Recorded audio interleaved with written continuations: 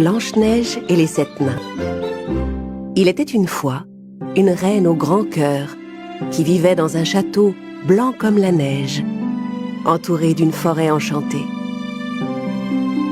Par une journée d'hiver, en regardant les flocons de neige tomber à travers sa fenêtre, la reine se mit à rêver. Elle vit des enfants jouer dehors dans la neige. Elle ouvrit la fenêtre pour mieux les voir.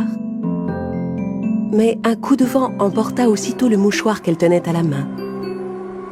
Le mouchoir alla se poser sur la tête du bonhomme de neige que les enfants venaient de faire. Les enfants saluèrent la reine pour la remercier. « J'aimerais tant avoir une fille, moi aussi, à la peau aussi blanche que la neige, aux lèvres rouges comme des cerises et avec un grand cœur. » Les mois passèrent, et le souhait de la bonne reine finit par se réaliser. Après une longue attente, elle mit au monde la plus jolie petite fille qu'on ait jamais vue. Le roi et la reine décidèrent de l'appeler Blanche-Neige. Mais leur bonheur ne dura pas bien longtemps. Alors que Blanche-Neige était encore une petite fille, la reine mourut et s'en alla rejoindre les étoiles. Au bout de quelques années, le père de Blanche-Neige se remaria avec une femme nommée Grimhilde. Subjugué par la beauté de la nouvelle reine, le roi ne se rendait pas compte qu'elle était arrogante et pleine d'orgueil. « Miroir, miroir mon bon ami, dis-moi qui est la plus belle du pays. » Vous, ma reine, vous êtes sans conteste la plus belle de tout le royaume. Bien sûr, il ne peut y avoir de femme plus belle que moi. Blanche-Neige grandit et devint une ravissante jeune fille. Son père, le roi, dut partir pour un long voyage avec ses gardes. Il fit ses au revoir à sa fille. Ne pleure pas, Blanche-Neige. Je reviendrai vite.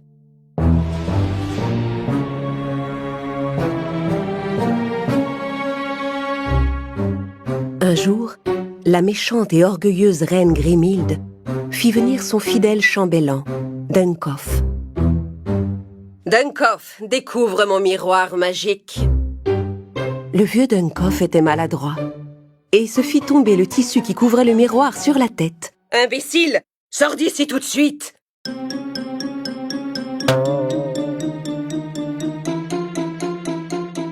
La reine s'admira dans son miroir et demanda « Miroir, miroir, mon bon ami, qui est la plus belle du pays ?» Et le miroir magique lui répondit « Malheureusement, ma reine, vous n'êtes plus la plus belle du pays, car Blanche-Neige est devenue plus belle que vous. » Grimhilde était furieuse. « Non, impossible, je n'accepte pas qu'une autre soit plus belle que moi !» Tout le château sembla trembler sous l'effet de sa colère. La méchante reine n'avait qu'une idée, détruire la beauté de Blanche-Neige. Elle fit venir le plus habile chasseur du royaume et lui ordonna d'emmener Blanche-Neige dans la forêt enchantée et de la tuer. « Et tu me rapporteras son cœur. » Blanche-Neige faisait confiance au chasseur et l'accompagna sans difficulté dans les bois. En chemin, elle vit un oiseau blessé sur le sol. Blanche-Neige ramassa le pauvre oiseau pour soigner son aile blessée.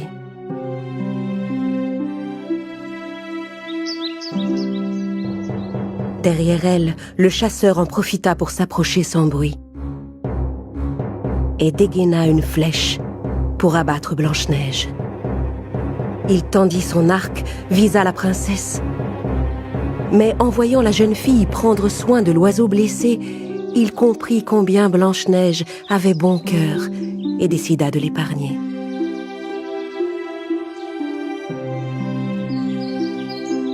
Elle m'a ordonné de vous tuer, mais je ne peux me résoudre à ôter la vie d'une personne aussi bonne. Quoi? Qui voudrait m'ôter la vie? La reine Grimhilde. Vous devez fuir et aller vous cacher. Pour ne pas éveiller les soupçons de la reine, le chasseur abattit un sanglier sauvage et rapporta au château le cœur de l'animal, afin de faire croire à Grimhilde que la princesse était morte. Terrifiée, la jeune fille s'enfuit dans la sombre forêt. Elle courut dans la nuit, entre les branches qui lui barraient la route et les chauves-souris qui volaient, jusqu'à ce qu'elle fût épuisée. À bout de force, elle se laissa tomber contre un arbre et s'endormit dans le froid et l'obscurité de la forêt enchantée. Quand le chasseur rentra au château, il alla directement trouver la reine. « J'ai obéi à vos ordres, Majesté. » La reine Grimhilde prit la boîte et examina le cœur. Pensant que Blanche-Neige était morte, elle fit résonner son rire maléfique dans tout le château. Le lendemain, au lever du soleil, Blanche-Neige se réveilla au cœur de la forêt. En ouvrant les yeux, elle découvrit une adorable petite maison, au milieu d'un joli jardin entouré d'une petite barrière. Elle observa les petites fenêtres et vit une clochette suspendue devant une petite porte en bois. Elle sonna la cloche, mais personne ne répondit. Et quand elle voulut frapper à la porte, celle-ci s'ouvrit aussitôt. À l'intérieur de la maison, tout était si petit qu'elle avait l'impression d'entrer dans une cabane d'enfants. Des petits bols, des petits couverts, des petites tasses. Elle trouva même un petit bol de soupe. Elle avait tellement faim qu'elle le mangea entièrement. Puis elle s'allongea sur un des petits lits et s'endormit. Non loin de là, les propriétaires de la maison finissaient leur travail dans la mine et s'apprêtaient à rentrer.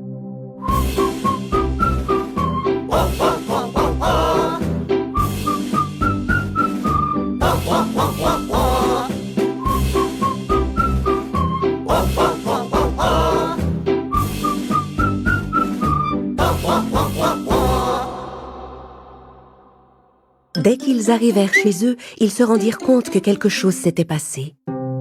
Ils marchèrent doucement et se mirent à chuchoter. Chut! Oh, quelqu'un a mangé de mon pain! Quelqu'un a mangé tout mon bol de soupe! Et quelqu'un est en train de dormir dans mon lit en ce moment. Oh! Quelle ravissante jeune fille!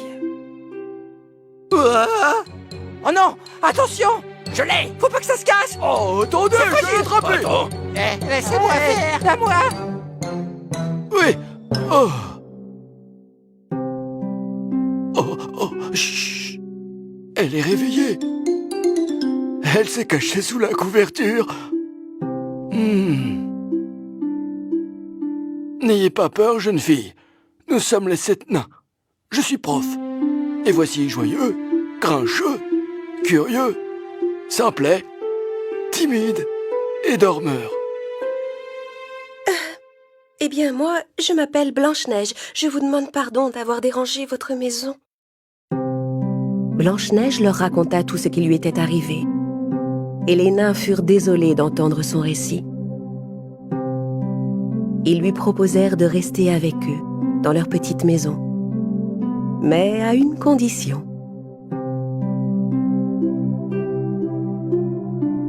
Nous adorons les chansons. Avez-vous une jolie voix, princesse?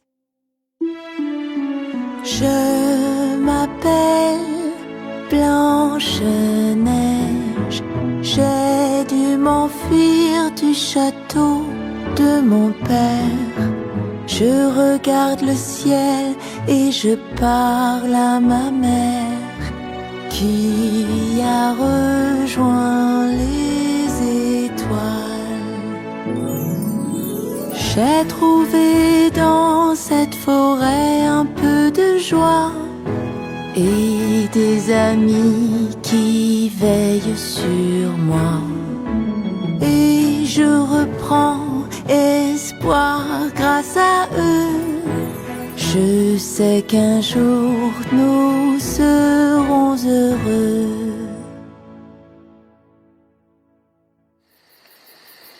Très loin de là, dans un autre pays, vivait un jeune et beau prince du nom de Charles. Il adorait s'asseoir dehors la nuit et contempler les étoiles, qui lui faisaient penser aux personnes qu'il aimait. Un soir, il aperçut le visage de Blanche-Neige dans le ciel étoilé et décida de partir à sa recherche. Une fée lui expliqua qu'elle était en danger et lui offrit un collier magique.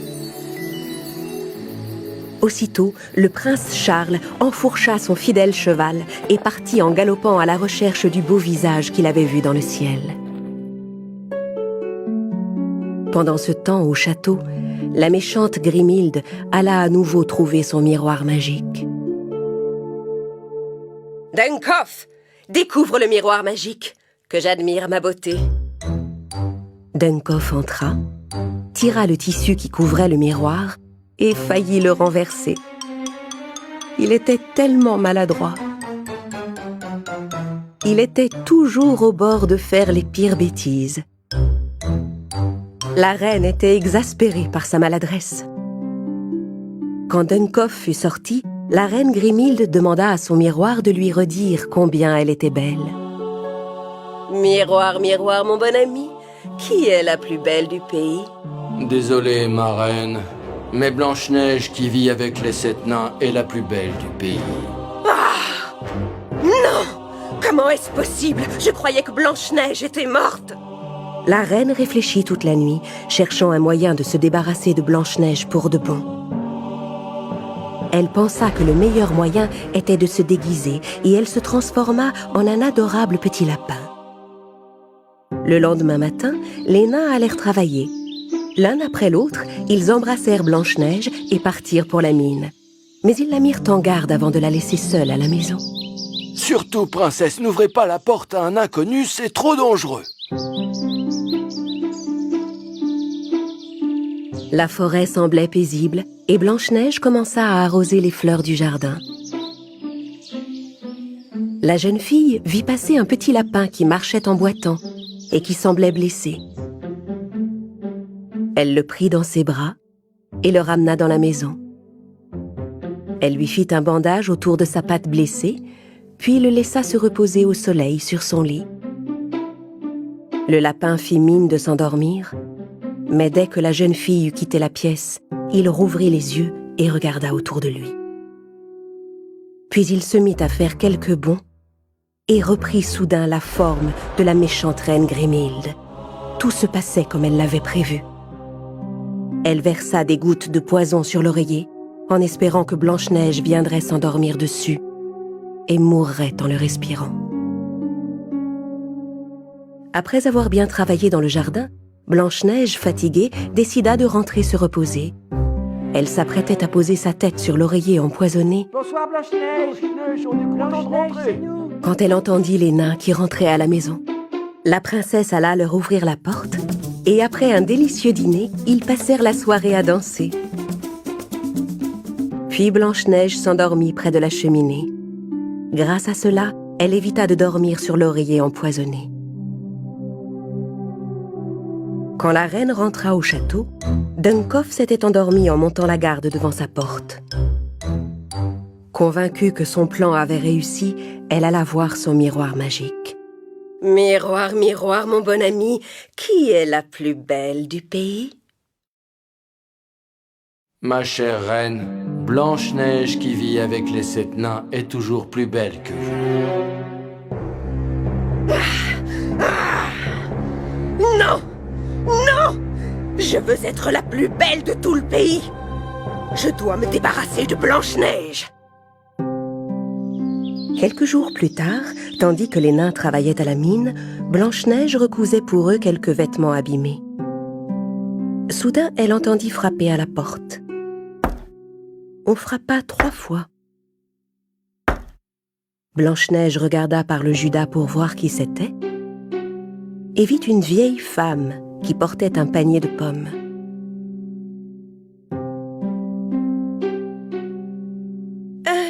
Qui êtes-vous?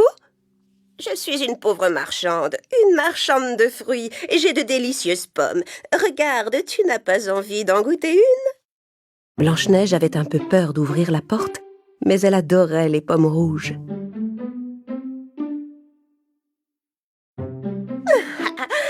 Tiens, voilà pour toi. Régale-toi, ma ravissante enfant, je te l'offre. Blanche-Neige prit la pomme que lui offrait la vieille femme et mordit dedans. Mais la pomme était empoisonnée. La jeune fille s'effondra sur le sol avant d'avoir pu appeler à l'aide.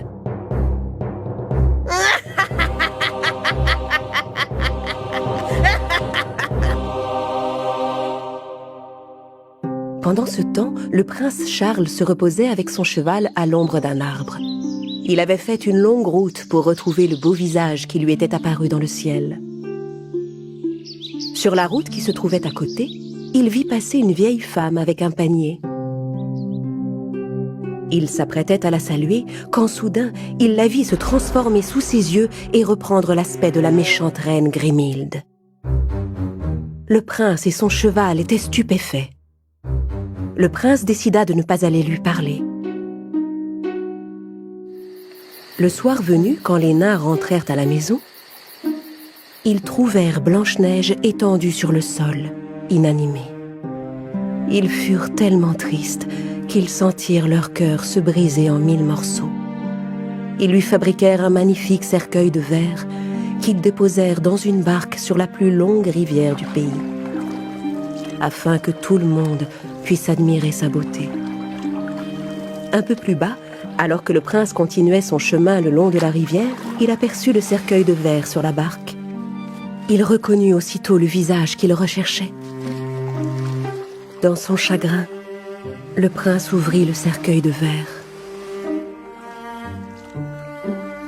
Il sortit le collier que la fée lui avait donné et le passa autour du cou de la jeune fille. Adieu, ma princesse. Le moment est venu pour vous de rejoindre les étoiles. À cet instant, le prince vit Blanche-Neige bouger. Le collier de la fée était magique, et pour récompenser le jeune prince de sa longue quête, il venait de ramener Blanche-Neige à la vie. Quand elle se réveilla, elle fut émerveillée de découvrir ce beau prince auprès d'elle, qui venait de la sauver. Ensemble, le prince et la princesse retournèrent au château de Blanche-Neige et racontèrent au roi tout ce qui s'était passé en son absence. Quand il apprit ce que la reine Grimhilde avait fait à sa fille, le roi bannit la méchante femme du royaume. Puis il fit enfermer le miroir magique et toutes les affaires de la reine dans le donjon.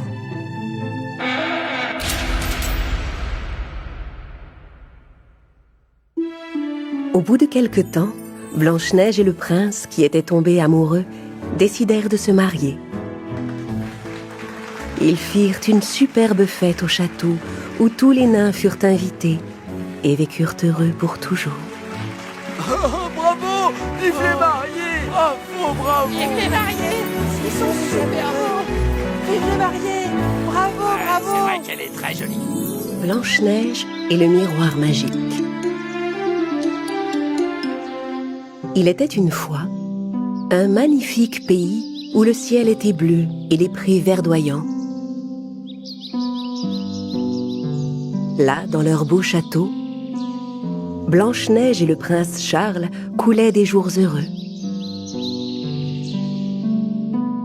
Mais non loin de chez eux, la méchante reine Grimhilde vivait dans une grotte sombre au milieu des montagnes.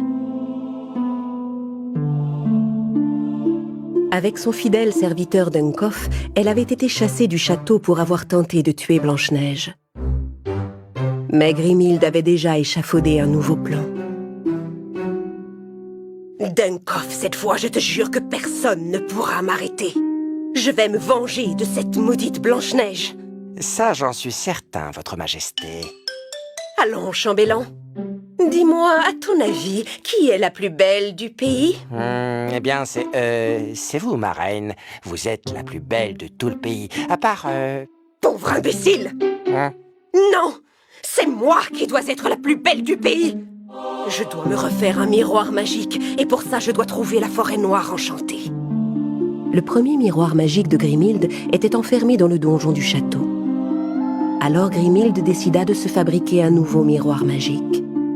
Pour cela, elle devait rassembler plusieurs éléments. D'abord, elle alla cueillir des feuilles d'ortie, puis des bourgeons de fleurs magiques, et enfin une pierre noire des marais. Son grimoire lui indiquait de plonger le tout dans un chaudron et de faire bouillir pendant 20 minutes. Enfin, de cette noire mixture bouillonnante, sortit un nouveau miroir magique plus puissant que le précédent.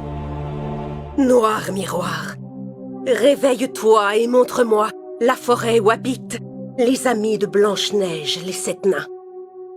Dunkoff n'en revenait pas. Le nouveau miroir magique se tenait devant lui, dans un cadre hérissé d'épines violettes, et faisait flotter autour de lui une nuée de pierres noires. Et dans le miroir apparaissait la forêt des nains, mais elle était devenue sombre et effrayante. Grimhilde fouilla dans le miroir.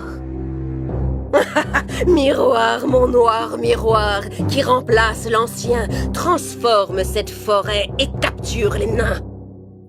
Pendant ce temps, les 7 nains qui avaient fini leur journée de travail sortirent un à un de leur mine.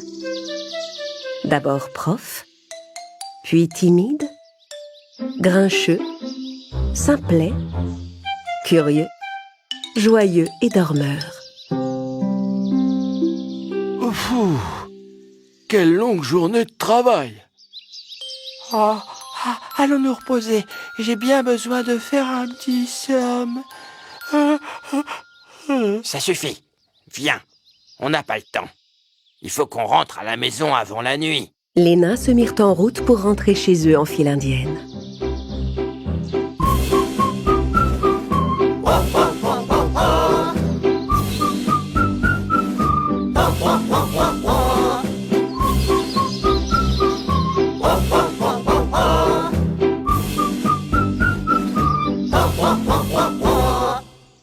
Simplet, qui fermait la marche, aperçut un corbeau qui volait de branche en branche. Le corbeau tenait dans son bec une petite pierre brillante. Intrigué, Simplet décida de grimper à l'arbre pour prendre la pierre brillante dans le bec du corbeau. Il grimpa, mais au moment où il allait atteindre le corbeau, l'arbre commença à se secouer. L'oiseau s'envola et disparut. Les branches se resserrèrent autour de Simplet, lui ôtant toute possibilité de s'échapper. L'arbre enchanté fit disparaître le pauvre nain, laissant derrière lui son bonnet vert. Les autres nains, sans se rendre compte que Simplet avait disparu, continuaient leur chemin. Curieux était maintenant le dernier de la file. Soudain, il sentit une délicieuse odeur de gâteau. Il ferma les yeux et commença à marcher en direction de ce merveilleux parfum. La forêt ensorcelée le mena tout droit contre la branche d'un arbre contre laquelle il se cogna la tête. Alors le fumet qu'il avait suivi s'épaissit, le couvrit tout entier et l'emporta. Il ne resta plus de lui que son bonnet jaune.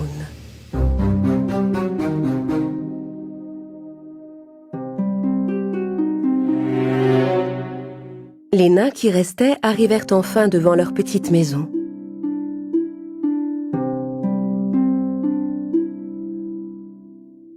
Pendant ce temps, au château, Blanche-Neige rassemblait les meilleurs mets du royaume pour les porter à ses chers amis les nains.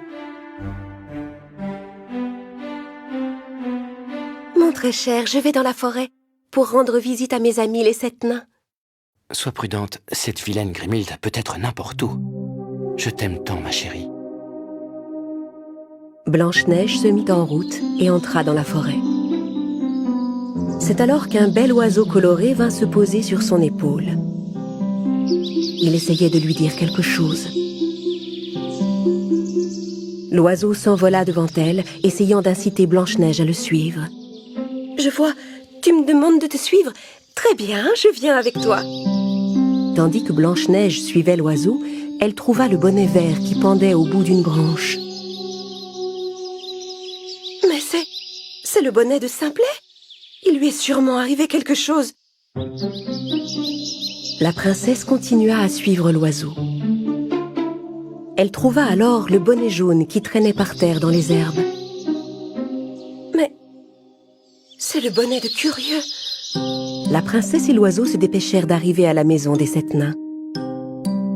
Quand elle entra, les nains étaient là, désespérés. Ah, Blanche-Neige, je suis content que tu sois là. Curieux et Simplet ont disparu. Aide-nous, je t'en prie. Il faut qu'on les retrouve. C'est sûrement un mauvais tour de Grimhilde. Partons à leur recherche. Timide et moi, on va rester ici à la maison, au cas où ils rentreraient. Blanche-Neige, Prof, Joyeux et Grincheux se mirent en route. Loin de là, devant la grotte de la reine au milieu des montagnes, Grimhilde et son serviteur Dunkoff avaient enfermé Curieux et Simplet dans une cage.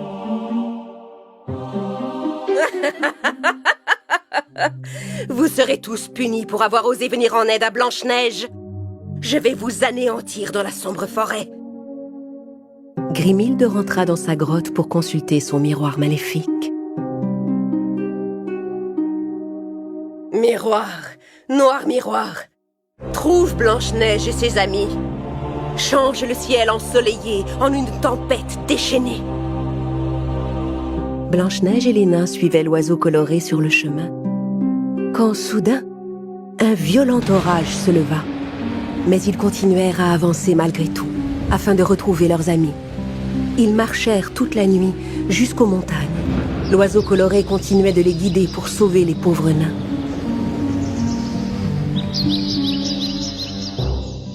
Du haut de la falaise, la méchante Grimhilde vit Blanche-Neige et les nains approcher. Elle savait que la tempête les avait épuisés. J'étais sûre qu'il viendrait. Dunkoff, est-ce que tout est prêt? Oui, ma belle reine, tout est prêt.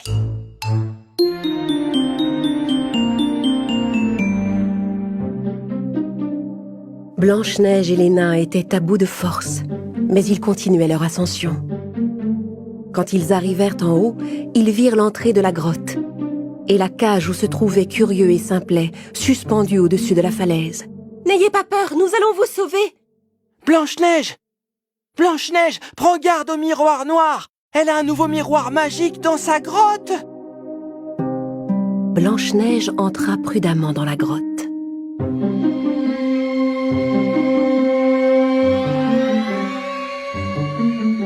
Dehors, Dunkoff montait la garde près de la cage.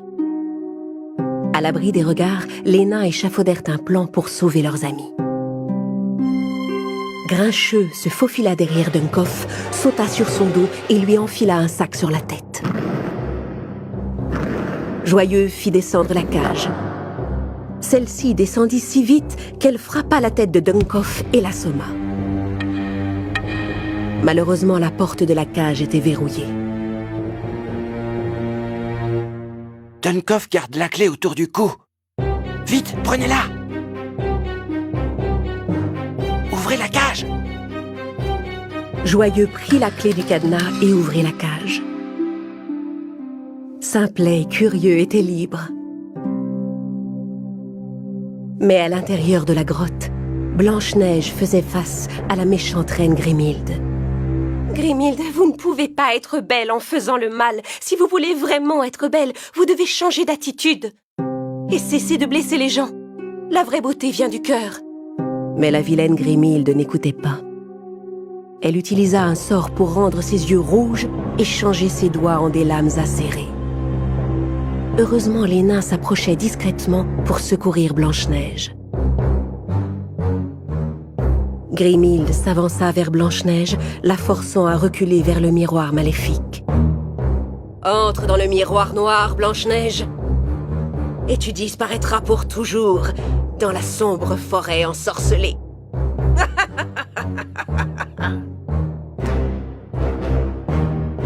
Tandis qu'elle s'avançait, Simplet se glissa devant les pieds de la reine. Et les autres nains la poussèrent par derrière. Grimhilde trébucha devant Blanche-Neige et tomba à travers le miroir. Le cri de Grimhilde réveilla Dunkoff. Il accourut dans la grotte et vit Blanche-Neige à côté du miroir. J'arrive, ma reine! La plus belle de tout le pays. Les méchants étaient piégés. Les nains se précipitèrent dans les bras de Blanche-Neige. Merci de nous avoir sauvés, ma chère Blanche-Neige. Maintenant, débarrassons-nous de ça. Les nains et la princesse jetèrent le miroir du haut de la falaise. Rentrons à présent.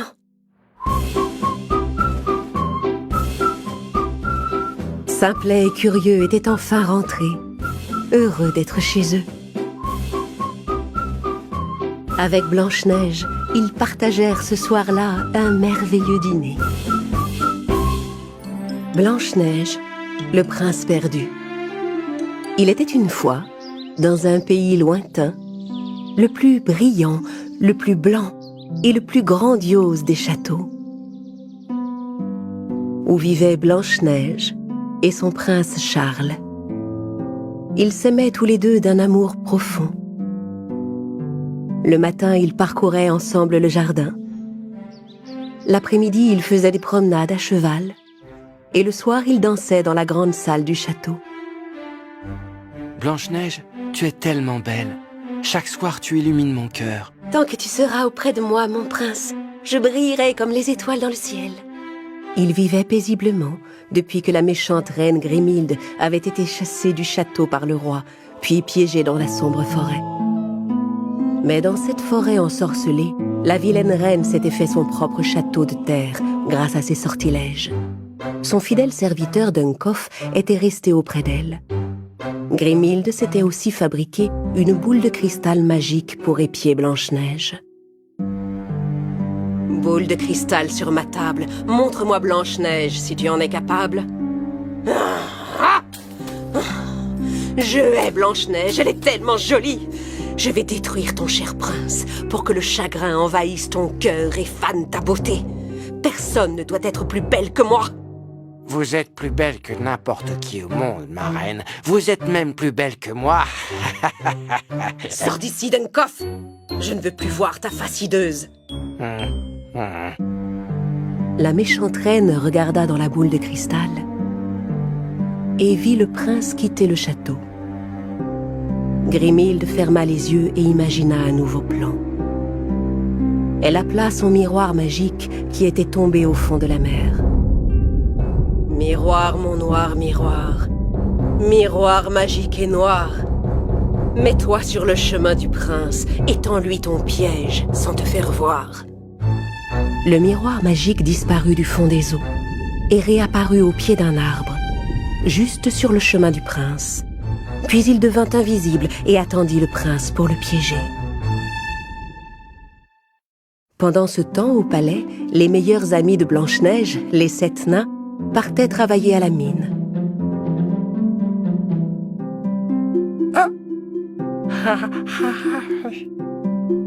Chaque matin, Blanche-Neige les embrassait pour leur dire au revoir.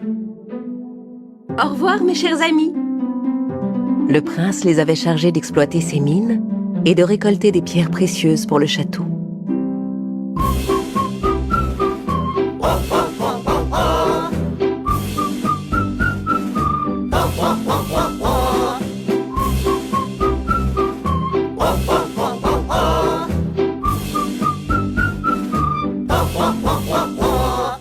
Oh, regardez! Qu'est-ce que c'est que cette chose? C'est tellement brillant! Regarde ce que tu as fait! Tu as tout éparpillé, Simplet! Oh, mais regardez, il y en a d'autres par là-bas! Mais oui, c'est vrai, regardez dans la roche! Ce que les nains ignoraient, c'est qu'ils venaient de trouver une poussière magique très puissante. Ils remplirent tous leurs sacoches de cette poussière brillante avant de se remettre en route pour le château. Et un petit peu de poudre pour toi, et un petit peu de poudre pour moi. Et voilà, tout le monde rentre chez soi. À l'autre bout du royaume, Charles parcourait les chemins sur son fidèle cheval blanc. Il en profitait pour cueillir de magnifiques roses rouges pour Blanche-Neige, son épouse. Soudain, il aperçut une superbe rose au pied d'un arbre et décida de s'approcher pour aller la cueillir. Au galop, mon grand! Wow, wow, là! Arrêtons-nous! Le prince ne voyait pas le miroir noir magique qui se trouvait devant lui. Il avança sa main pour cueillir la fleur et sa main disparut. Il s'avança un peu plus et disparut complètement dans le miroir invisible. Il ne resta plus rien de lui. Son cheval n'en revenait pas. Effrayé, il s'enfuit en galopant vers le château aussi vite qu'il le put. Le miroir noir menait tout droit à la sombre forêt ensorcelée, où le prince tomba étendu sur le sol. C'était le plan de Grimhilde. Prince Charles, étendu devant moi, je t'ordonne à présent d'obéir à ma voix. Efface tous tes souvenirs de Blanche-Neige. Oublie tout ce que tu sais d'elle et deviens désormais mon serviteur fidèle. Alors Charles se réveilla. Mais quelque chose avait changé dans ses yeux. Il avait tout oublié de Blanche-Neige et le sortilège de la reine en avait fait son serviteur. Je suis à vos ordres, ma reine.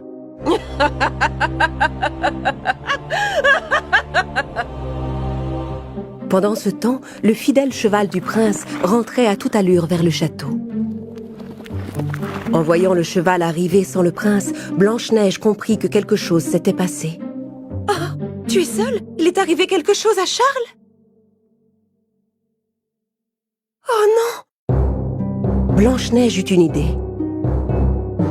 Elle se précipita vers la pièce la plus isolée, la plus sombre du château où le premier miroir magique de la reine Grimhilde avait été enfermé. Le miroir disait toujours la vérité. Elle savait qu'elle pouvait compter sur lui pour lui dire où Charles se trouvait. Les 7 nains qui rentraient au château ignoraient ce qui était arrivé à Charles. Mais quand ils virent Blanche-Neige courir l'air inquiet, ils se précipitèrent derrière elle et la suivirent jusqu'au donjon pour comprendre ce qui se passait. Blanche-Neige s'arrêta devant le miroir magique. « Miroir magique, qui te tient devant moi, je t'en prie, réponds-moi !» Le miroir magique restait muet. Blanche-Neige essaya à nouveau. « Miroir, mon bon ami, réponds-moi, je t'en supplie !» Cette fois, le miroir répondit. « Vous cherchez le prince Charles. Grimhilde l'a pris au piège dans la sombre forêt. » Oh, Grimhilde! Oui, j'en étais sûre, c'est encore un coup de cette sorcière. Soudain, l'image du miroir magique se dissipa et la méchante reine Grimhilde apparut à sa place dans le miroir.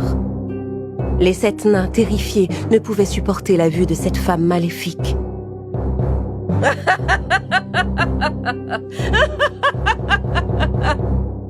Si tu veux retrouver ton cher prince, entre dans le miroir pour le rejoindre. Blanche-Neige aimait Charles. Elle s'avança vers le miroir. Elle enfonça d'abord sa main, puis fut attirée tout entière à l'intérieur. Blanche-Neige, fais pas ça! Attends, princesse! On l'a perdu, reviens! C'est un piège! C'était trop tard. Blanche-Neige arriva à son tour dans la sombre forêt. Des éclairs déchiraient le ciel, des arbres brûlaient dans la nuit, et d'effrayantes créatures erraient tout autour. Les 7 nains étaient désemparés. Par loyauté envers leur amie Blanche-Neige, ils décidèrent de la suivre. Tandis que Blanche-Neige et les 7 nains traversaient la sombre forêt, de petites lucioles arrivèrent tout à coup pour éclairer leur chemin. Grâce à leur lumière, les amis évitèrent de peu de tomber tout droit dans le lac vers lequel ils se dirigeaient sans le savoir. La princesse et les nains traversèrent le lac prudemment en sautant de pierre en pierre. Mais soudain, une pieuvre géante avec ses 8 longs tentacules surgit hors de l'eau pour les attaquer. La créature maléfique s'empara des nains un par un et commença à les secouer dans les airs. Ah non, lâche-moi! La sale bête, lâche-moi! Au secours, Blanche-Neige! Au secours, Blanche-Neige! Et au moment où la pieuvre s'apprêtait à attraper Blanche-Neige, toutes les petites lucioles vinrent tourner tout autour d'elle pour la protéger. Merci, petite luciole, merci. Je vous en prie, délivrez aussi mes amis grâce à votre lumière. Les petites lucioles se rassemblèrent autour de Blanche-Neige et se mirent à briller de tout leur éclat. Puis elles allèrent voler juste devant les yeux du monstre pour l'éblouir. Brillez, brillez! Gêné par la lumière qui l'aveuglait, le monstre relâcha les nains qui purent s'enfuir. Vaincue, la pieuvre replongea sous l'eau. Oh, on s'en est sorti. Moi, une. Merci, Blanche-Neige. Échappé Merci, Blanche-Neige. Tu nous as sauvé la vie, merci beaucoup. Nous devons rester prudents. Regardez, ça doit être le château de Grimhilde. Quel étrange château. Dans son château, la reine Grimhilde poursuivait son terrible plan. Elle avait demandé à Duncoff de lui apporter une corde. En la lui apportant, le maladroit Duncoff trébucha et s'emmêla dans la corde. D'un geste, Grimhilde jeta un sort à la corde qui relâcha aussitôt Duncoff. Puis la reine ordonna à Charles de capturer Blanche-Neige avec la corde magique. Blanche-Neige et les 7 nains étaient arrivés dans la cour du château. Charles se tenait devant eux, immobile, les mains et les jambes ligotées. Blanche-Neige se précipita pour délivrer le prince, mais c'était un piège. À peine eut-elle effleuré la corde magique que celle-ci vint s'enrouler autour de ses poignets.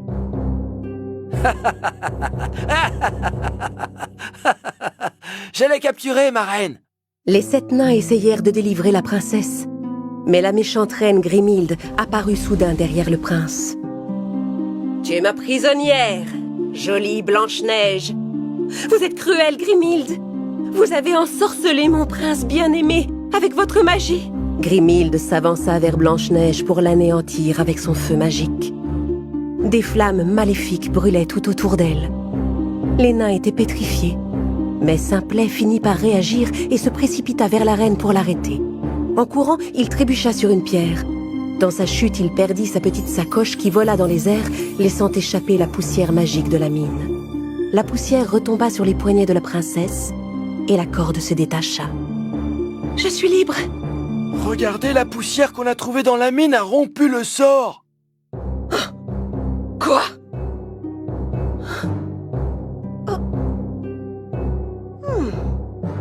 En voyant ce qui venait de se passer, Blanche-Neige se rappela que le collier qu'elle portait était fait de poussière d'étoiles. Elle ouvrit le pendentif et souffla la poussière d'étoiles vers Charles. Aussitôt, le prince fut délivré de son sortilège et redevint lui-même. « La corde! Duncoff, donne-moi la corde magique !» Mais Charles fut le plus rapide. Il attrapa la corde et la jeta sur Duncoff. La corde magique s'enroula autour de Duncoff et le ligota. Tous ensemble, les nains s'approchèrent de la méchante reine et soufflèrent sur elle la poussière magique qu'ils avaient récoltée. La poudre éteint instantanément les flammes maléfiques et Grimhilde se changea en statue de pierre. Puis la poussière magique fut emportée par le vent, qui la répandit dans toute la sombre forêt, lui rendant enfin sa beauté et sa paix.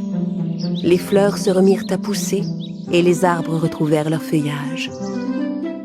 Grimhilde n'était plus qu'une statue, elle ne pouvait désormais plus faire de mal à personne. On est soulagés, prince. Ah, bien fait pour eux. L'envie au prince. L'amour et l'amitié reprirent toute leur place. Blanche-Neige, le prince et les 7 nains retournèrent dans leur château et retrouvèrent ensemble une vie paisible et heureuse. J'ai trouvé dans cette forêt un peu de joie et des amis qui veillent sur moi. Et je reprends espoir grâce à eux. Blanche-Neige et le chasseur. Il était une fois un beau château où Blanche-Neige et son prince Charles menaient une vie heureuse.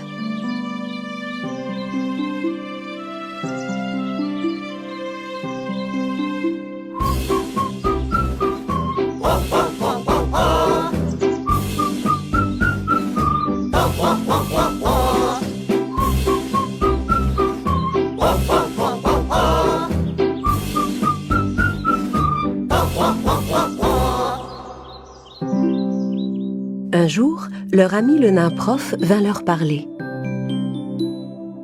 Prince, Blanche-Neige, j'ai quelque chose d'important à vous dire. Mais bien sûr, de quoi s'agit-il, mon ami? Eh bien, nous venions tout juste de rentrer après notre journée de travail, et au moment où nous remontions dans notre chambre... Nous avons entendu une étrange voix. À l'aide! Alors nous sommes allés voir. Nous avons traversé un long couloir, descendu des escaliers et nous avons vu Qu'est-ce que vous avez vu, prof? un cachot, prince. Et enfermé dans ce cachot, un chasseur. Un chasseur? C'est sûrement le chasseur qui m'a sauvé la vie. La méchante Grimhilde doit l'avoir enfermé là pour le punir d'avoir désobéi.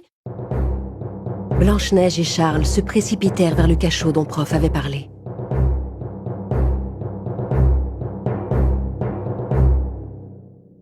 Et ils libérèrent le chasseur.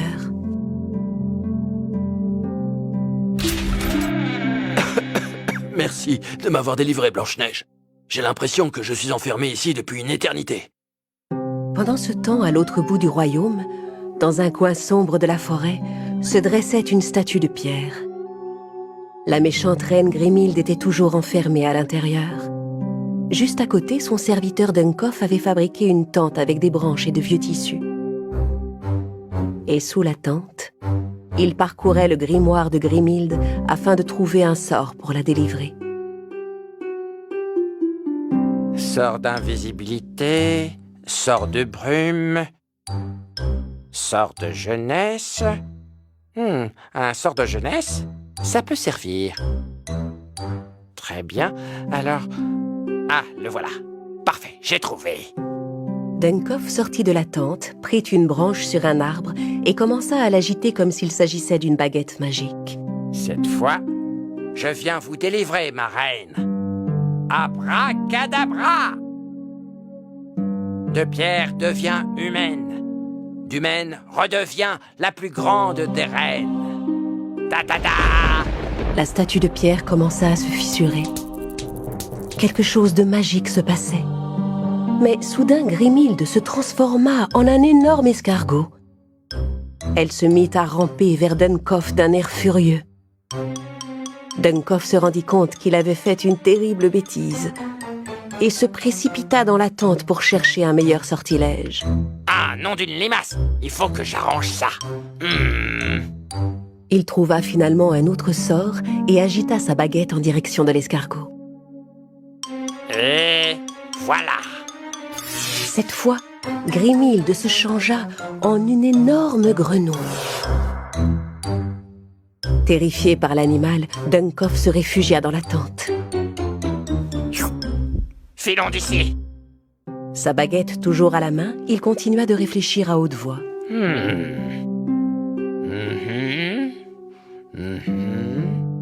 Tout ça, c'est la faute de ces maudits sept nains. Aucun de ces sorts ne fonctionne. Ni ce hocus pocus, ni le fameux abracadabra, rien. Par la barbe des sept nains, ces sorts ne servent à rien. Rocobloco! En maugréant, Dunkoff finit sans le savoir par prononcer les mots d'un autre sortilège.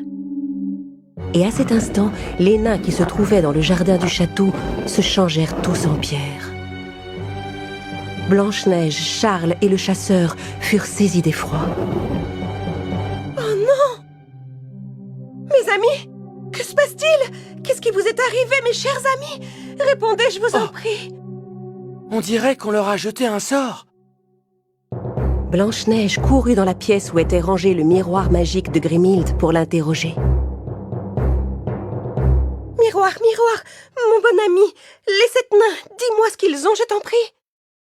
Vos amis, ma chère princesse, Dunkoff leur a jeté un sort de très loin, alors qu'il essayait de délivrer Grimhilde de sa malédiction. Oh, comment peut-on annuler ce sort et libérer mes amis de ce sortilège? Écoute bien, Blanche-Neige. Pour annuler ce sortilège, il existe un autre sort écrit sur une page déchirée du grimoire et caché dans la forêt. Blanche-Neige fit venir le chasseur dans la salle du trône. Elle lui parla de la page du livre de magie et demanda au chasseur s'il acceptait d'aller secourir les nains.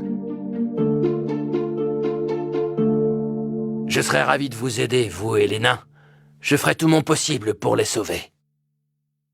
Le chasseur se prépara et se mit en route. Sa mission était de retrouver la page déchirée où était écrit le sort qui pouvait délivrer les nains. Au même moment, de son côté, Dunkoff remarqua qu'une page manquait dans le grimoire. Tiens, mais le sort qu'il me faut est peut-être sur cette page déchirée qui manque. Où est-elle? Il se mit à chercher la page perdue un peu partout. Sous cette pierre? Non, dans ce trou? Mais la page magique n'y était pas. Non loin de là, la page magique était en fait suspendue à la branche d'un arbre à souhait.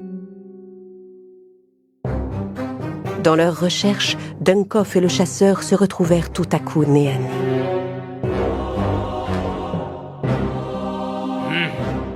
Ils s'avancèrent de quelques pas. Dunkoff était un peu effrayé. C'est alors qu'ils remarquèrent le rouleau de papier accroché dans l'arbre à souhait. Ils étaient tous les deux à la même distance de l'arbre.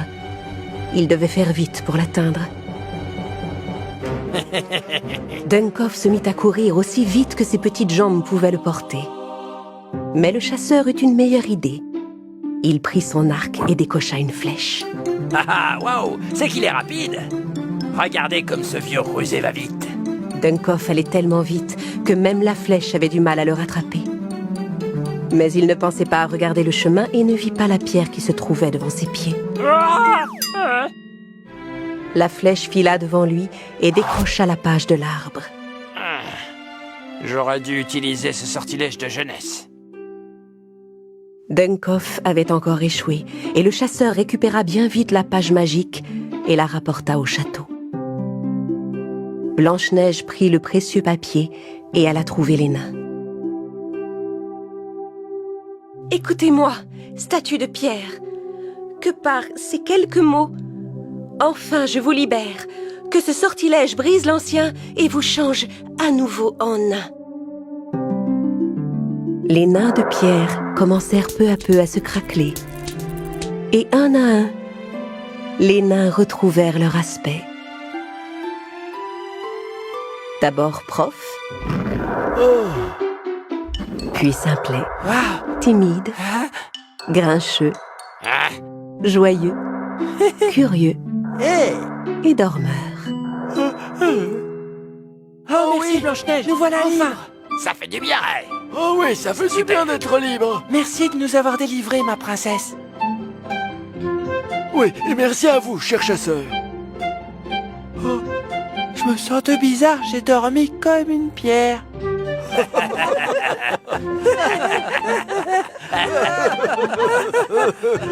Blanche-Neige et les 7 nains étaient tellement heureux que le mauvais sort soit brisé.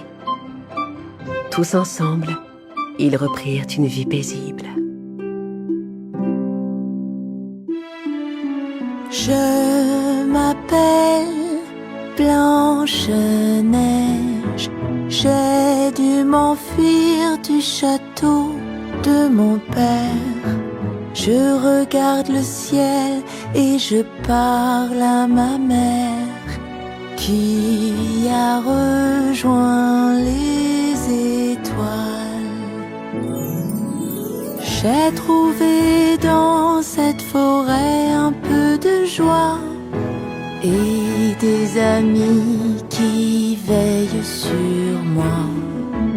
Et je reprends espoir grâce à eux. Je sais qu'un jour nous serons heureux. Blanche-Neige et le peigne empoisonné. Il était une fois, dans un pays lointain, un grand château où Blanche-Neige, le prince Antoine et les 7 nains vivaient tous ensemble. Un jour, le prince Antoine et Blanche-Neige décidèrent de sortir faire une promenade à cheval dans la forêt. Mais cachés derrière un arbre, quelqu'un les observait. C'était une petite fille naine aux cheveux argentés et pleine de taches de rousseur. Effrayée par les gardes du palais et tous leurs grands chevaux, elle n'osait pas sortir de sa cachette. Quelques jours plus tard, dans la grotte de Grimilde, Dunkoff essayait toujours de redonner forme humaine à sa reine. Pipidi, popidi, bou.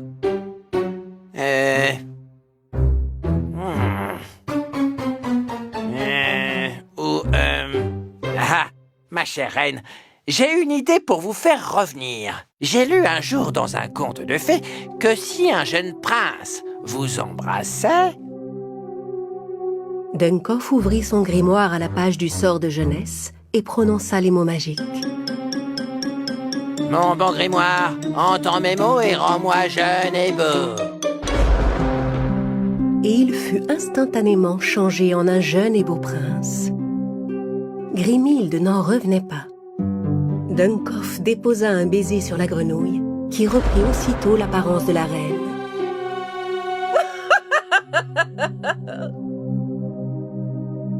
Eh bien, bien joué. Qui aurait cru que tu serais assez malin pour avoir cette idée?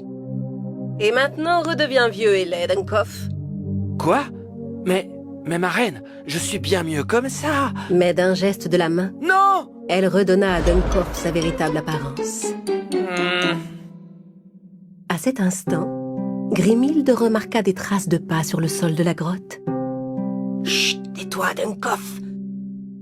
Ne bouge surtout pas, il y a quelqu'un d'autre ici. Grimhilde suivit les pas, qui menaient jusque derrière une grande bibliothèque. Et derrière cette bibliothèque se cachait une jeune naine avec des taches de rousseur et des boucles argentées. Toi! Mais qui es-tu, petite? Et que fais-tu dans cette grotte? Allons, réponds! La ravissante petite jeune fille sortit de sa cachette. Je suis désolée, j'avais trop froid et je ne savais pas où dormir. Je cherchais la maison des 7 nains, mais je me suis perdue dans la forêt. Je m'appelle Frimousse. Frimousse, je peux t'aider? Les 7 nains vivent maintenant dans le château de Blanche-Neige. Ils ont quitté leur modeste maison de la forêt depuis longtemps. Ils sont dans un château? Oui, je les ai rencontrés. Ils sont devenus tellement arrogants. Ils ne se soucient sûrement pas que tu erres seul dans cette dangereuse forêt. Regarde dans ma boule de cristal.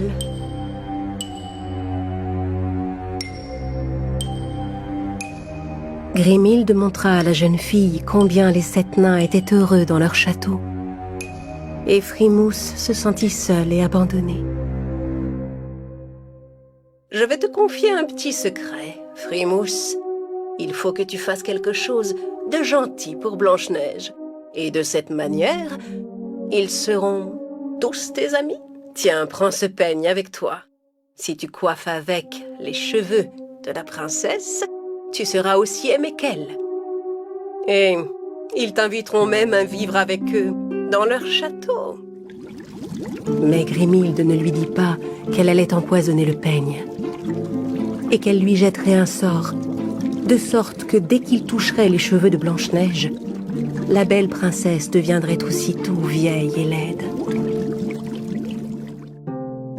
Frimousse rangea le peigne dans son sac, puis elle prit le chemin que la méchante reine lui avait indiqué pour rejoindre le château. Tandis que Frimousse traversait la forêt, un bel oiseau coloré vint voler au-dessus d'elle. Et il laissa tomber une de ses plumes dans la main de Frimousse. La fillette mit la plume dans ses cheveux. La plume devait être magique, car les cheveux argentés de Frimousse prirent aussitôt une belle couleur dorée. La jeune fille était ravie.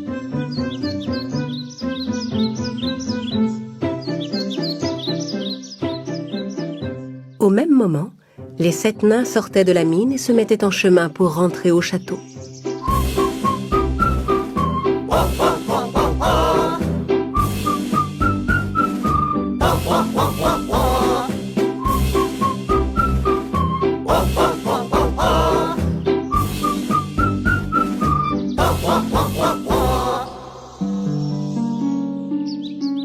C'est alors qu'ils aperçurent Frimousse avec ses beaux cheveux dorés. Oh, il y a quelqu'un là-bas. Oh, c'est quelqu'un qui nous ressemble. Mais en tellement plus joli. Les nains s'approchèrent de Frimousse pour se présenter. « timide devint tout rouge dès qu'il serra la main de la jeune fille. Ça te dirait de venir voir notre château? Ah oui, avec plaisir. Pendant ce temps, Grimhilde surveillait toute la scène dans sa boule de cristal et se réjouissait de voir que tout se déroulait selon ses plans.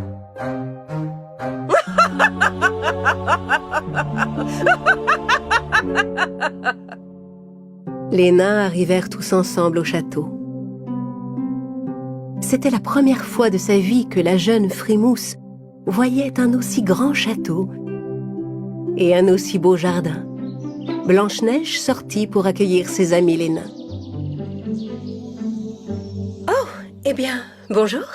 Bienvenue. Je m'appelle Blanche-Neige. Et toi, comment t'appelles-tu? Tu dois être la nouvelle amie des 7 nains? Oui, ma princesse. Je m'appelle Frimousse. Merci de m'accueillir dans votre château, ma princesse. Frimousse raconta à Blanche-Neige qu'elle en avait assez de vivre seule et qu'elle aimerait pouvoir rester avec eux dans le château. Je vais te préparer une chambre, Frimousse.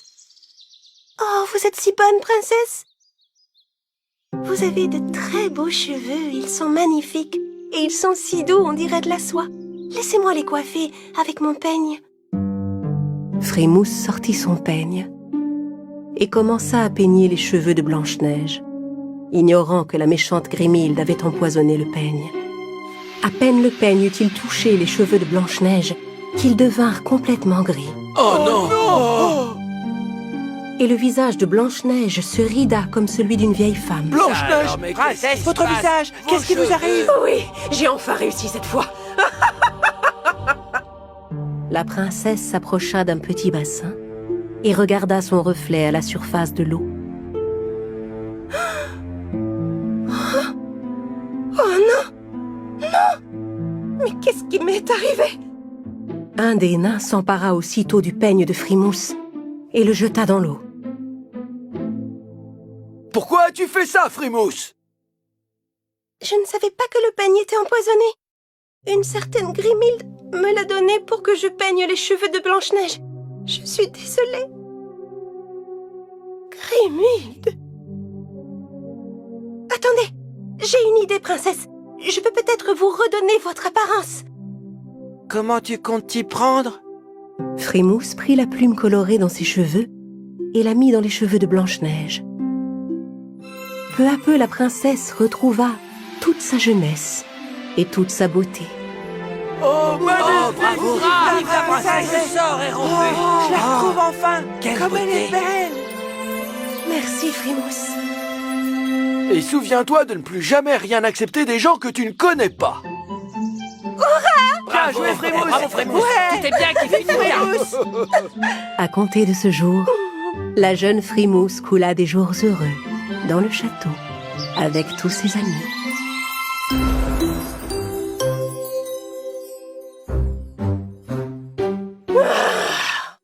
Elle a encore survécu.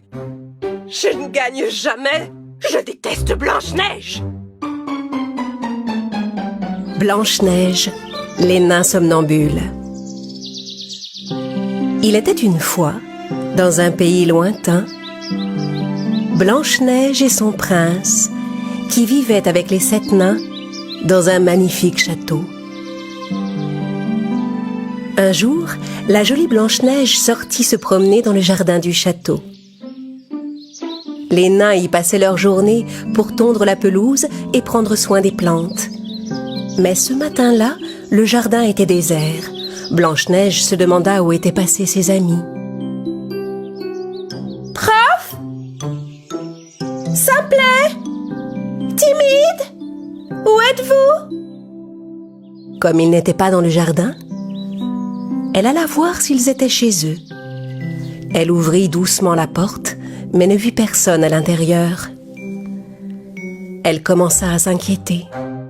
Mais où sont-ils passés? Et pourquoi sont-ils partis du château sans rien dire? Ils savaient bien que je m'inquiéterais. Blanche-Neige retourna au château. Elle chercha les nains partout, mais ne les trouva nulle part. La veille, les nains s'étaient rendus tous ensemble dans leur ancienne petite maison. Il n'avait pas prévenu Blanche-Neige parce qu'il comptait lui rapporter une magnifique fleur et lui faire la surprise. Ils s'occupèrent de leur jardin et cueillirent la plus jolie fleur qui y poussait. Puis ils se remirent en route pour le château. De l'autre côté du bois, ils arrivèrent au bord de la rivière. Ils montèrent tous dans le bateau qu'ils avaient laissé là et traversèrent sans encombre. Mais dès qu'ils mirent pied à terre sur l'autre rive, ils virent un vieil homme venir vers eux. Ce n'était autre que Duncoff, le vilain assistant de la méchante reine Grimhilde. Il se tenait devant eux, une bouteille d'eau à la main. Oh non, regardez qui est là, mes amis. C'est ce vilain Duncoff. Bonjour, mes chers petits nains. Comment allez-vous? Très bien. Mais ôte-toi de notre chemin, Duncoff. Oui. Regarde, nous sommes 7 et tu es tout seul. Tu ne peux pas nous battre. Allons, allons, calmez-vous. Je ne veux vous faire aucun mal. Je voulais juste vous offrir un peu d'eau. Voilà tout. Vous devez avoir soif. Merci, c'est inutile. On n'a pas besoin d'eau. Mais attends Grincheux, tu réponds peut-être un peu vite, tu ne crois pas? Regarde, Timide et Dormeur ont l'air assoiffés. Mais cet individu... Merci Duncoff, c'est bien aimable. Je crois qu'un peu d'eau nous fera le plus grand bien. Duncoff remit la bouteille qu'il tenait à Prof, et les nains burent de l'eau chacun leur tour. En les voyant faire, Duncoff éclata de rire. Il rit si fort qu'il en tomba à la renverse. À tel point que les nains finirent par se demander s'ils n'allaient pas mourir de rire.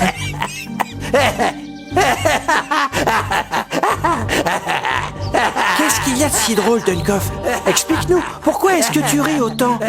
Voilà, le plan de ma reine Grimhilde fonctionne. Maintenant, suivez-moi, mes chers nains somnambules. Les nains ne s'étaient pas rendus compte qu'il y avait un filtre magique dans l'eau. Brusquement, ils tombèrent tous endormis. Duncoff s'approcha et versa une poussière magique sur eux.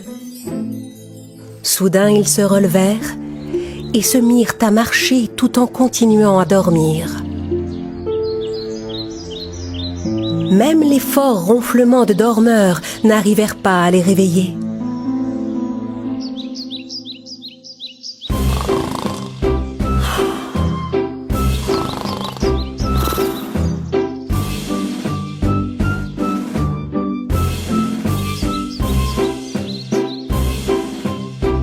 Très bien. Venez par ici, c'est ça, mes chers petits. Suivez-moi gentiment, petit nain Dormeur et dodu.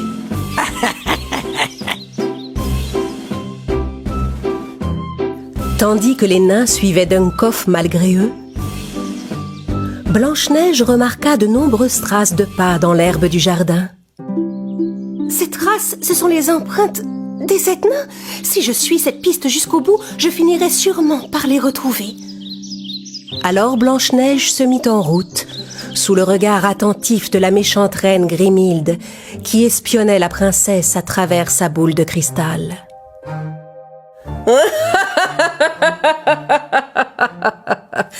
Tu tombes encore dans mon piège, Blanche-Neige. Je ne te laisserai plus t'enfuir avant d'avoir détruit ta beauté. Jette-toi dans la gueule du loup pour sauver tes chers amis les 7 nains. Les 7 nains entrèrent un à un dans la grotte de Grimhilde et s'arrêtèrent dans un coin. Pendant ce temps, dans les bois, Blanche-Neige continuait de suivre les empreintes laissées par les nains et finit par se rendre compte que la piste menait à la grotte de Grimhilde. J'aurais dû m'en douter. Grimhilde prépare encore un mauvais coup. Qu'a-t-elle encore fait à mes chers amis? Je dois la retrouver et l'arrêter. Tandis que Blanche-Neige s'approchait de la grotte, une gentille fée apparut devant elle. Oh, une petite fée! Je n'en crois pas mes yeux. La fée ne pouvait pas parler à Blanche-Neige, mais elle lui donna une flûte magique. Mais je ne sais pas jouer de la flûte. La princesse ne comprenait pas à quoi devait lui servir cette flûte. Ensuite, la petite fée forma autour de Blanche-Neige un cercle magique pour l'aider à se protéger des sortilèges de Grimhilde. Puis elle disparut dans la forêt. Blanche-Neige garda la flûte avec elle et se remit en chemin. Après un moment de marche, elle arriva enfin à la grotte de Grimhilde. Grimhilde! Justement, je t'attendais, ma chère Blanche-Neige. Vous n'avez toujours pas cessé vos activités maléfiques, à ce que je vois. Je sais que vous avez kidnappé mes amis les nains. Kidnappé? Moi? Mais ils sont venus jusqu'ici eux-mêmes. Et ils sont à mon service maintenant. À genoux, nains! Les nains s'approchèrent tous de Grimhilde et s'agenouillèrent devant elle. Mais leurs yeux étaient toujours fermés, car ils étaient plongés dans un profond sommeil. « Oh non, mes chers amis, que vous est-il arrivé? Ouvrez les yeux !» Ils ne peuvent pas t'entendre. Ils n'entendent plus que moi et n'obéissent qu'à mes ordres désormais. Allez, nains, encerclez Blanche-Neige immédiatement et emparez-vous de sa beauté. Les 7 nains se dirigèrent aussitôt vers Blanche-Neige, tout en continuant à dormir. La princesse était perdue et effrayée par l'attitude de ses amis. C'est alors qu'elle se rappela la flûte que la gentille fée lui avait donnée. Elle la sortit et commença à en jouer. Quand ils entendirent la musique de la flûte magique, les nains sortirent peu à peu de leur profond sommeil.